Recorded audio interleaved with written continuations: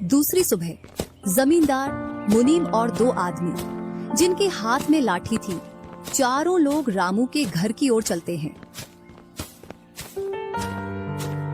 जैसे ही रामू के घर के पास पहुंचते हैं तो जमींदार और दोनों लोग थोड़ी दूर रुक जाते हैं। अरे रामू भैया, बाहर निकलो, मैं पास ही के गांव से आया हूँ। जरूर, जमींदार होगा। मैं आज गेट खोलूंगा ही नहीं। मैं तुम्हारी ससुराल से आया हूँ। तुम्हारे ससुर साहब ने तुम्हारे लिए कुछ रुपए और कुछ आभूषण भेजे हैं, क्योंकि बुढ़ापे की वजह से उनसे यहाँ तक आने की नहीं बन पा रही थी, इस वजह से उन्होंने मुझे भेजा है। इतना सुन रामू के मन में लालच आ जाता है और वे फटाक से गेट खोल देता है। कहाँ है पैसे और धन? क्या तुम्हारा ही नाम रामू है? हाँ, मेरा ही नाम रामू है। कहाँ है धन? यही पास में रखा है, चलो दोनों उठा लाते हैं। वह मुनीम के साथ चल देता।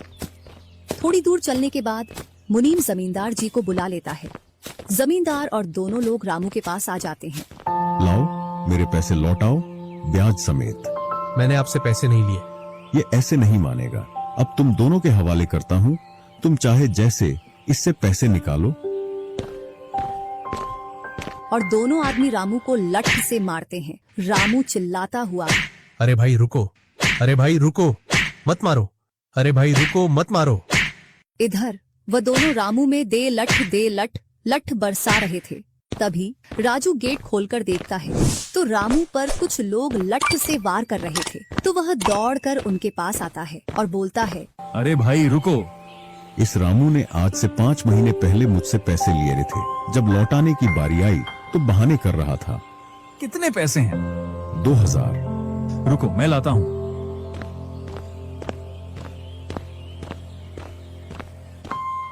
राजू रुपए लाकर जमींदार को देता है और जमींदार और उसके साथी वहां से चले जाते हैं। इधर रामू भी अपने घर में चला जाता है और राजू भी। कुछ दिनों बाद दोनों भाई अपना अपना खेत खोदने के लिए खेतों पर पहुंच जाते हैं। इधर खेत खोदते खोदते राजू दौड़ते हुए रामू के पास आता है और बोलता है, देखो मुझे खेत में क्या मिला है।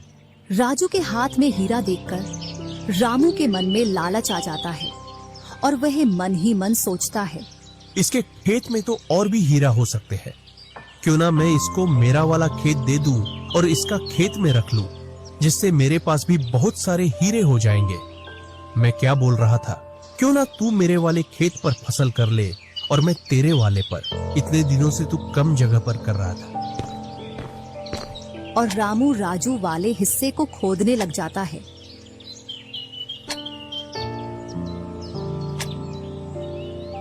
शाम तक पूरे खेत को खोद देता है, लेकिन उसे उसमें कुछ भी नहीं मिलता और थका हारा घर पहुंच जाता है। आज पूरा खेत खोद दिया, लेकिन फिर भी एक हीरा नहीं मिला, जबकि राजू ने खेत का एक कोना खोदा था, उसमें ही उसे एक हीरा मिल गया। अच्छा, आप अगर ऐसे ही मेहनत करते रहे तो एक दिन आपको भी बहुत सारे हीरे मिलेंगे। बातों ही बातों में रामू की नींद लग जाती है।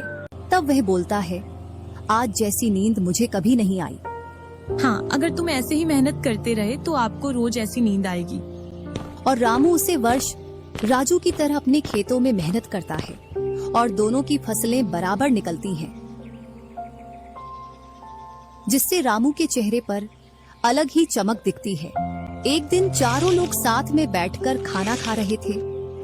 क्या सच में उस दिन खेत में से हीरा निकला था? हाँ भैया, निकला था ना। जो आज आपके घर में, उसकी वजह से कई सारे हीरे रखे हैं। इतने में ही रामू की पत्नी बोलती है, वह तो नकली था, आपसे काम करवाने के लिए। इसी प्रकार बातें करते करते चारों लोग अपने अपने घरों में जाकर सो जाते हैं। सुबह होते ही तुम दोनों को राजा साहब ने राजमहल बुलाया है। वह दोनों भाई सेनापति के साथ चल देते हैं। अब पता नहीं कौन सी आपदा आ गई। कुछ नहीं, कुछ अच्छा काम होगा, तभी तो हमें बुलाया है। दोनों राजा के पास पहुंच जाते हैं।